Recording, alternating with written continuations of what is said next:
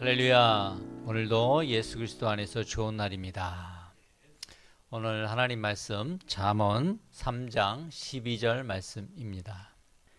대저 여호와께서 그 사랑하시는 자를 징계하시기를 마치 아비가 그 기뻐하는 아들을 징계함 같이 하시느니라. 자식을 사랑하는 것은 언제나 오냐 오냐 하며 다 받아주는 것이 아닙니다. 때로는 잘못이 있을 때 사랑으로 징계하는 것이야말로 진정한 사랑입니다. 만약 징계를 하는 데 있어서 사랑이 없이 한다면 그 징계는 분노와 또 미움에 근거한 것이기 때문에 오히려 그 징계로 인하여 해를 가져다 줄 수 있습니다. 그래서 참다운 징계는 사랑에 기초해야 합니다. 사랑하기 때문에 사랑으로 하는 징계는 선한 결과를 낳게 되는 것입니다. 그래서 선한 징계는 징계의 목적과 과정을 통해서 그 사람이 스스로 잘못을 깨닫게 되고 그리고 보다 나은 변화와 성장을 가져다 줄 수 있는 것입니다. 오늘 하나님께서는 잠언 3장 12절에서 대저 여호와께서 그 사랑하시는 자를 징계하시기를 마치 아비가 그 기뻐하는 아들을 징계함 같이 하시느니라 라고 말씀하고 있습니다. 그 아들을 미워하는 아들을 징계한다 하지 않으셨고 그 아들 싫어하는 아들을 징계한다 하지 아니하시고 그 기뻐하는 아들이라고 하고 있음을 우리는 분명히 잘 알고 있어야 합니다. 하나님이 우리를 징계하실 때 우리를 미워하거나 우리가 싫어서 우리를 저주하기 위해서 징계하시는 것이 아니라는 것입니다. 우리를 사랑하시고 우리를 기뻐하시는 가운데 그 자녀의 잘못을 깨닫고 바른 길로 가기 위해서 하나님께서 우리에게 징계하시는 것입니다. 히브리서 12장에서도 하나님의 징계를 하나님의 자녀에 대한 사랑임을 말씀하고 있습니다. 히브리서 12장 5절로 8절에 보면 또 아들들에게 권하는 것 같이 너희에게 권면하신 말씀도 잊었도다. 일러스되 내 아들아 주의 징계하심을 경히 여기지 말며 그에게 꾸지람을 받을 때 낙심하지 말라. 주께서 그 사랑하시는 자를 징계하시고 그가 받아들이시는 아들마다 채찍질하심이라 하였으니 너희가 참음은 징계를 받기 위함이라. 하나님이 아들과 같이 너희를 대우하시나니 어찌 아버지가 징계하지 않는 아들이 있으리요. 징계는 다 받는 것이거늘 너희에게 없으면 사생자요 친아들이 아니니라. 그러므로 우리가 하나님으로부터 징계를 받는다는 것은 하나님께서 우리를 사랑하고 계시다는 증거인 것입니다. 하나님이 우리를 사생자로 보는 것이 아니라 우리를 친아들로 여기고 계신다는 증거입니다. 징계를 그래서 우리는 경히 여기지 말아야 합니다. 또 징계를 받을 때, 꾸지람을 받을 때 낙심하지 말아야 합니다. 왜 그렇습니까? 하나님께서 우리를 사랑하시는 이유로 징계하시기 때문에 그렇습니다. 제가 예전에 초등학교 때 선생님께 야단 맞은 적이 있었습니다. 그런데 하나도 기분이 나쁘지 않았습니다. 왜냐하면 그 선생님이 저에 대한 관심을 갖고 계시고 저를 정말 잘 되기를 바라시는 마음에서 야단을 치신 것이라는 것을 제가 알았기 때문에 선생님의 야단이 전혀 서운하거나 섭섭하지 않고 오히려 감사했습니다. 그와 같이 하나님께서 우리를 징계하심도 우리가 더 기뻐할 일이고 사실은 감사해야 할 일이라는 것입니다. 하나님은 여러분을 아들로 대하고 계신다는 것을 잊지 마십시오. 기뻐하는 아들을 징계하시는 것입니다. 우리는 때로 죄를 지어도 하나님께 징계받지 않고 사는 세상 사람들을 부러워할 때가 있습니다.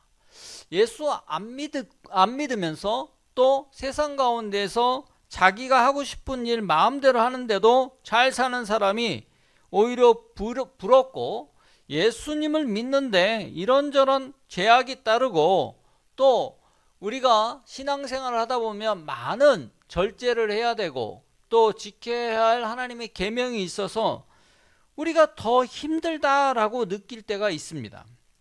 여러분, 그것이 과연 불행한 일인가요? 그렇지 않습니다. 우리가 죄를 지어도 징계받지 않는 것이 오히려 불행인 것입니다.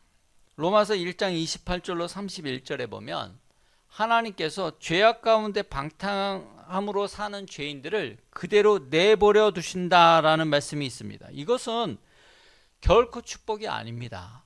하나님의 관심이 없는 대상은 곧 저주요 심판의 대상이 되는 것입니다.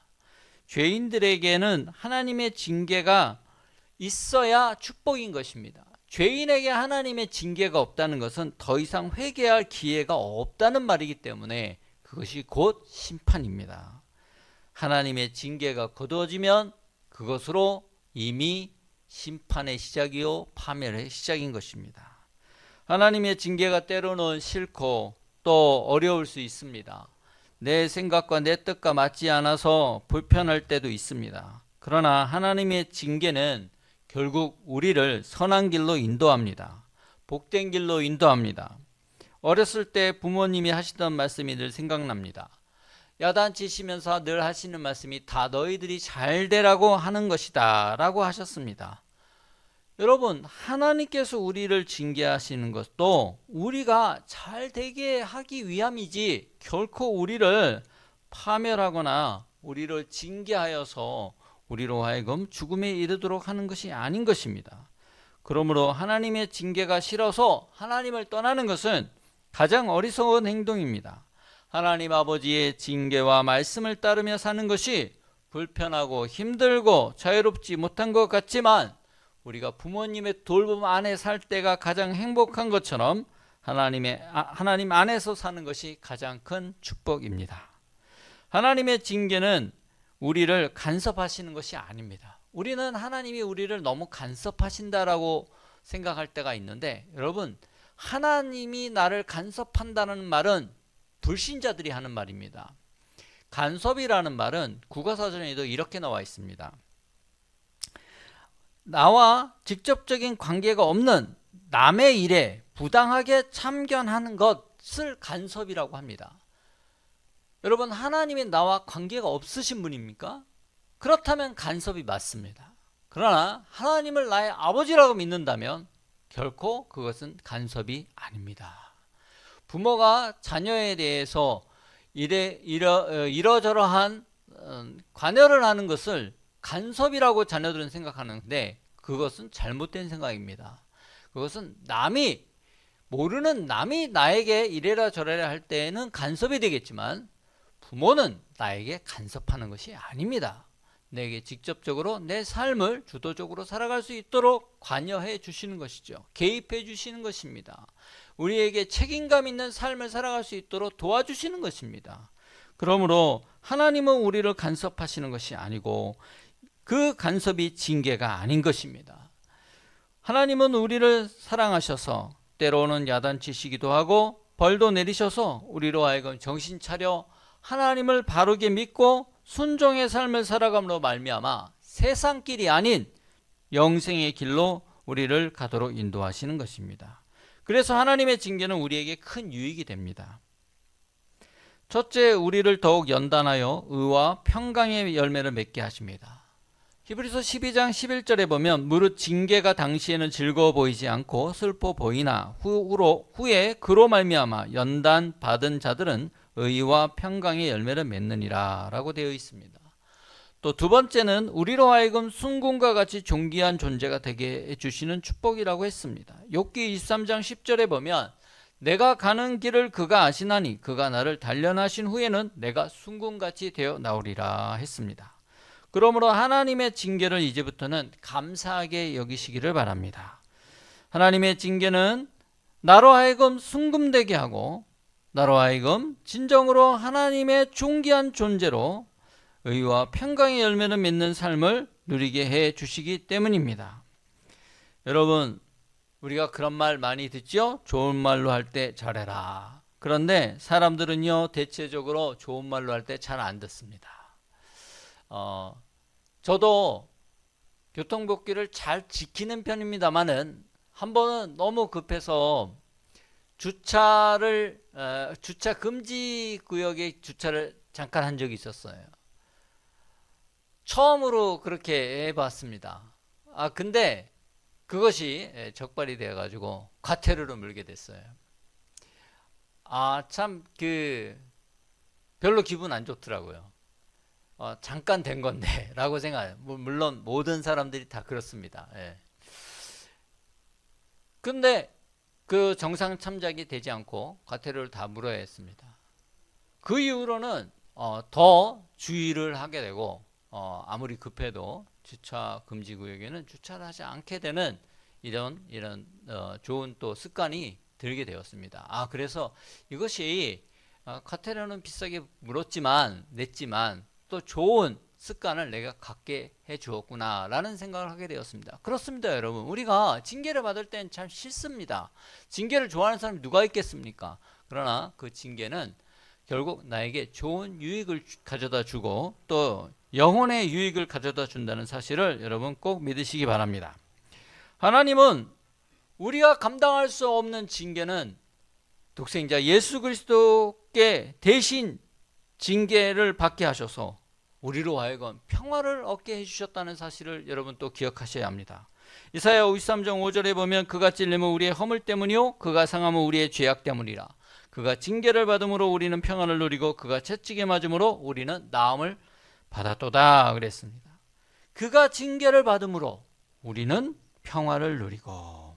여러분, 우리가 하나님으로부터 우리의 잘못한 대로 다 징계를 받으면 우리는 아마 하루도 제대로 못 살걸요. 다리 피고 못 살 겁니다. 늘 불안하고 두려움에 휩싸여 살아야 할 것입니다. 그러나 이 모든 징계를 다 내리지 아니하시고 우리 주 예수 그리스도께 그 징계를 대신 감당하게 하심으로 말미암아 우리는 사실 하나님으로부터 징계받는다 하지만 그 징계는 예수님이 받으신 징계만큼 큰 징계는 아닌 것입니다.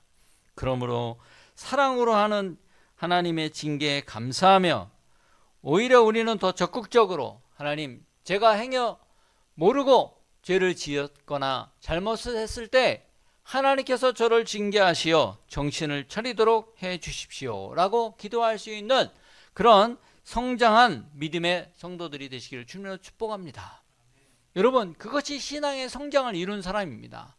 아직도 어린아이처럼 하나님이 징계하신 것이 두려워서 피하거나 또는 요령만 피워서 징계를 잘 피하려고만 한다는 것은 아직 어린아이 신앙입니다. 내가 보다 더 성숙한 신앙이 될 때 우리는 영적으로 우리의 삶이 힘들고 어려워도 때로는 우리가 사도 바울처럼 부할 때도 감사하고 가난할 때도 감사하고 또 편안할 때도 하나님께 감사할 뿐만 아니라 내가 힘들고 어려울 때도 하나님께 감사할 수 있는 그런 초지일관의 신앙인이 될 수 있는 것입니다. 그렇게 성숙한 신앙인으로 나가는 지름길은 바로 하나님께서 사랑으로 하시는 징계에 있습니다. 징계는 우리를 결코 어렵거나 힘들게 하려고 하는 것이 아닙니다. 하나님의 징계는 사랑입니다. 기도하겠습니다. 하나님 아버지, 하나님께서 우리를 얼마나 사랑하시는지 말로도 알 수 없습니다. 하나님의 사랑은 우리의 생각과 너무나 큰 차이가 있습니다.